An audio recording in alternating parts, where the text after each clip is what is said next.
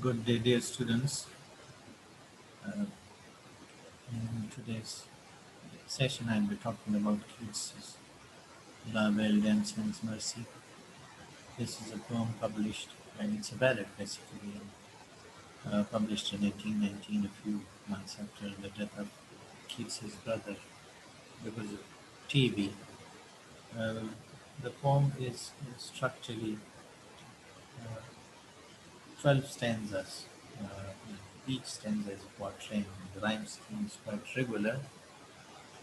Uh, Prima facie, it has incorporated a few things into it.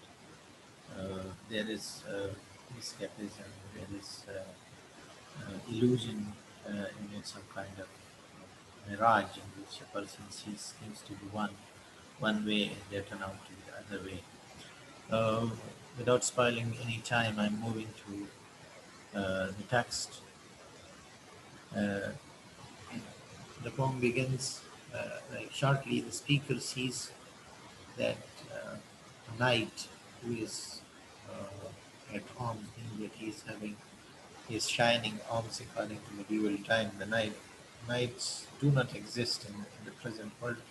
When there used to be wars fought in the battlegrounds with horses, it belongs to that thing. But the knight in this ballad is lonely, and the speaker asks him, the first three stanzas, the speaker is asking him the reason why he is lonely, why he is disappointed and melancholic, and why he is nearly dying. His situation is not good looking. So, in the first three stanzas, three quatrains, this thing is being discussed, and then the knight starts telling the story, uh, and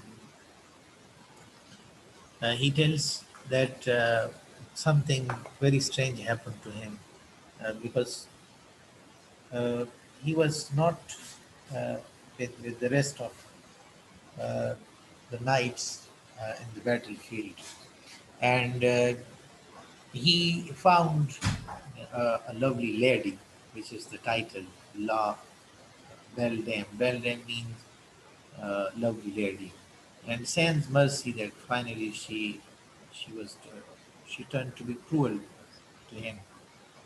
So he found that lovely lady, and she was like the child of a fiery, and uh, she expressed herself to be loving the knight.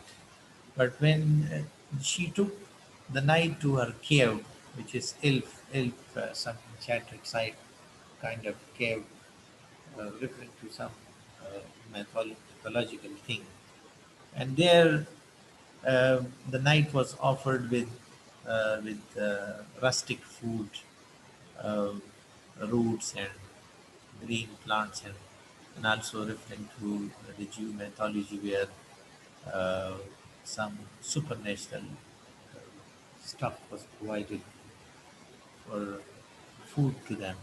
So, and in response, he provided uh, the beautiful lady with a garland and seated her behind him on his horse, and then she lulled him, and he slept. When he slept, so he dreamt, and that dream is actually the real representation of the harsh realities of life. Where he sees that kings are in trouble, princes are in trouble, warriors are in trouble.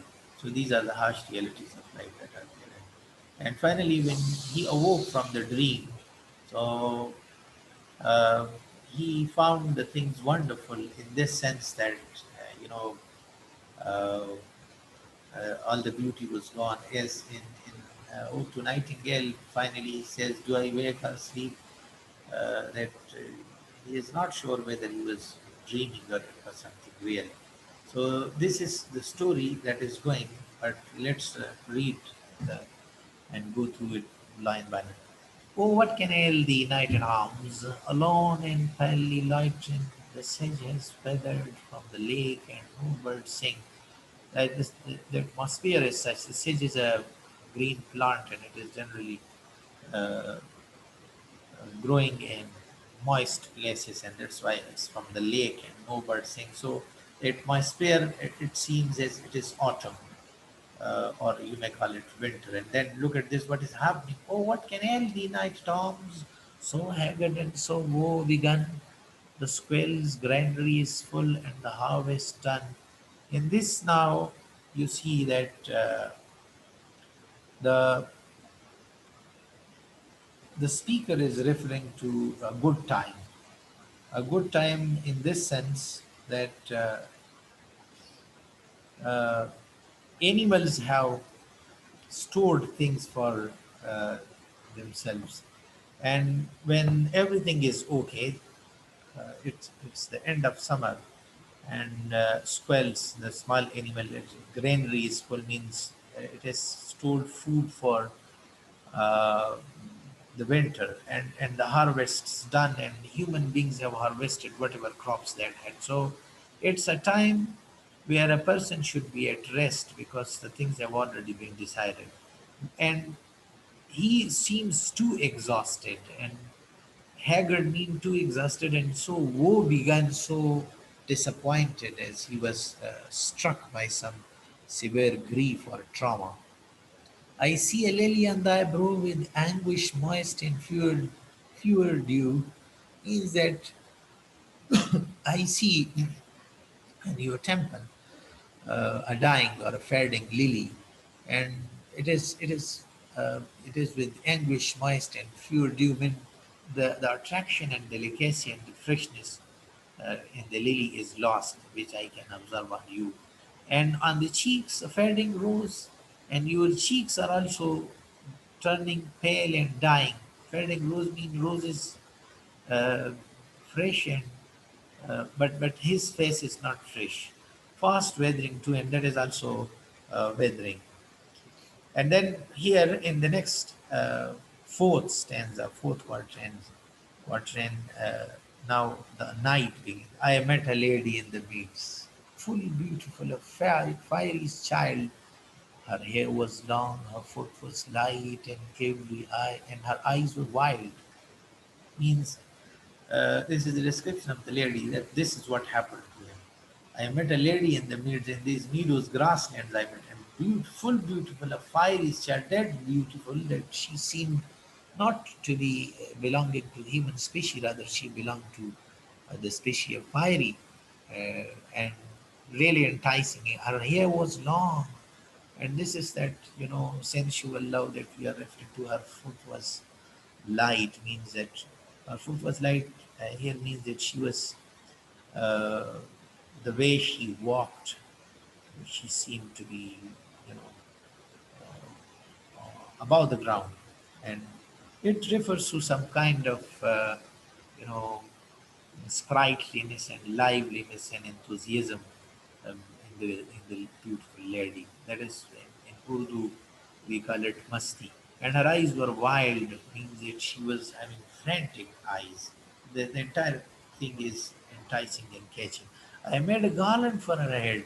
First, I made a garland for her head from the flowers, and bracelets too, from the natural stuff provided her with bracelet and fragrant zone. She looked at me as she did love and made sweet moan. In the gestures that she provided, it guessed that she loved me. The night is saying this. I sat her on my passing steed, on the back of behind me. I made her sit on my horse, galloping horse, and nothing else saw all day long. And I didn't see anything other than her. For sidelong would she bend and sing a fiery song, and she would be bending one way or the other way, and she would be singing a fiery song. She found me roots of relish sweet and honey wild and manna dew, and sure in language strange she said, I love thee true. Uh, it's clear, nothing is there. Found me roots and relish sweet from the ground. Then and honey wild honey in the sense that it was not coming out of pet honey. honeybee, rather it was coming from the hive of wild bees. And monardew refers to that specific thing which was provided, some supernatural stuff provided to Jews during the wartime. And sure, in language strange, she said, I love thee true. That it's important that in the strange language she said that. And whenever it comes to love, so it's really easy. She took me to her elfin grot. Elfin is actually referring to elf, those mythological figures, and they have got their own caves. They live in caves, and there she wept and sighed full so, and there I shut her wild eyes with kisses for. Mean I kissed her 4 times, and because of that she was silent. And there she lulled me asleep, and there I dreamt. Ah, oh, betide. But the dream was, it was full of miseries, full of worries. That dream was full of worries.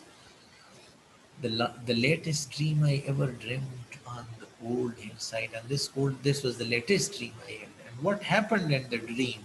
That is remarkable. I saw pale kings and princes too, pale warriors, death pale were they all.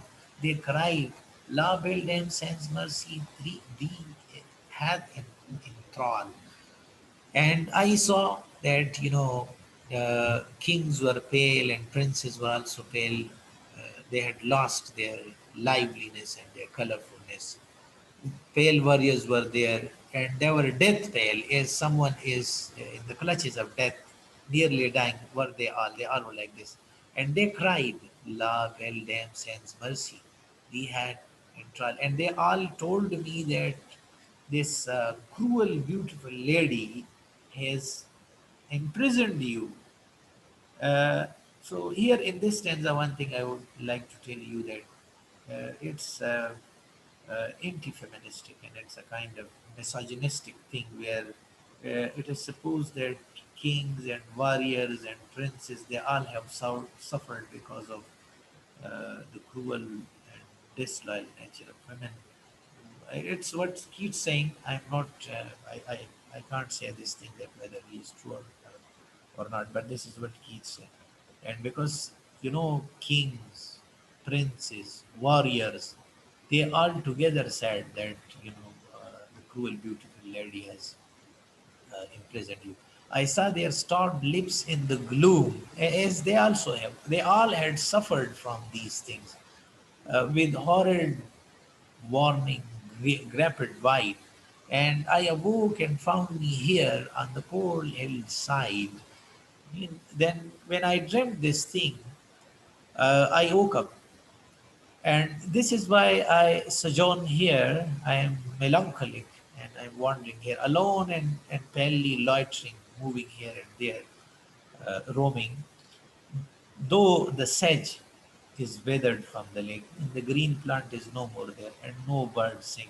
Although there is no chance of it, but I am looking for that illusion to recover that thing, to have that. Now, some of the themes are there. Love is there, a very dominant theme, that whenever people are in love, they forget about the rest of the thing. Death is another thing because it was written after the death of his brother. So he was referring to this, that whatever happened to human beings, but they must meet this undeniable fact, which is death.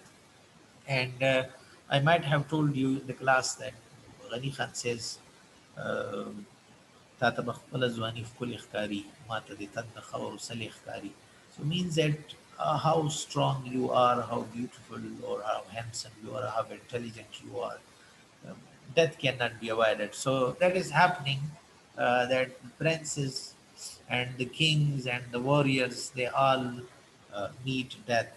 Then obsession is another thing. When someone is obsessed with anything, it might be with study, or might be with a person, it might be with some job, it might be with any such thing. But obsession is that it himself, uh, uh, Matthew Arnold quotes Keats. Keats says, as Matthew Arnold quotes him, that once something obsesses a person, when something obsesses a person, so his capacity of reasoning and thinking is completely lost, and then the person is not able to see anything other than what is there. So this obsession is there. The knight is obsessed with that image and that love and the beauty of the lady, and he cannot think of anything else. Dream is there. He himself has dreamt, in which he dreamt. So that is another escapism, uh, which is uh, the strongest area of the romantic. So escapism is also there, that they want to escape to uh, illusionary world, to imaginative world where they can forget about. But harsh realities of life are also there. Specifically, in the dream, he refers to this, that there are wars and princes are in trouble and kings are in trouble, warriors are in trouble because of this concept of war in the world. And here he seems to be anti war, which is called pacifism. So imagination versus reality. This is I refer to Ghani Khan again, that he says that "Duba pa arman ki chuwadai ho murakh kari." So one, you are thinking of the ideal beauty, and this is the strongest point in him, that he is referring to the ideal beauty, the idea of beauty, where physicality and sensuality is forgotten about. Only that ideal form of beauty is kept in mind. So these are some of the things that I had on my mind, and I'll be sharing next point very soon. Thank you very much.